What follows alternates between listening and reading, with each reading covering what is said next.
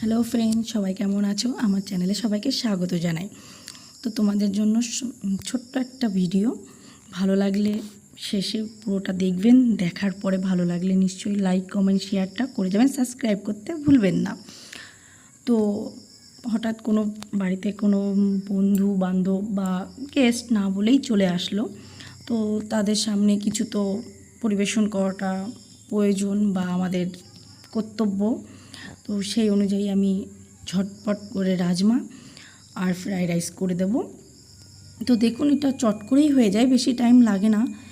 সবার আগে এইগুলো সব পেঁয়াজ রসুন আদা এগুলো কুচিয়ে ভালো করে ভেজে টেজে নিয়ে কারি পাতা এগুলো দিয়ে রাজমাটা সিদ্ধ করে নিয়ে তো তারপরে এটা দিয়ে দিতে হবে। আমি তার আগে ভুলে গেলাম, তো কিছুটা পেস্টও করে রেখেছিলাম, সেটাও দিয়ে দিলাম। দিয়ে আস্তে আস্তে একটু নাড়াচাড়া দিয়ে তারপরে দেব রাজমাটা। কিন্তু তার আগে আরেকটা জিনিস ভুলে গেছি, সেটা হচ্ছে আমি লবণ আর হলুদটা দিতেই ভুলে গেছি। তো সেইটা এখন এই যে দিচ্ছি, দিয়ে দেওয়াও হয়ে গেছে।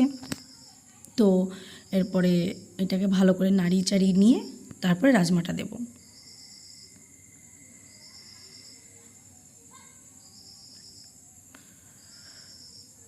রাজমাটা দিয়ে ভালো করে একটু নাড়িয়ে চাড়িয়ে নিয়ে ধীরে ধীরে একটুখানি কষিয়ে তারপরে একটু গরম জল দিয়ে এটাকে ভালো করে এবার ঢেকে রাখবো।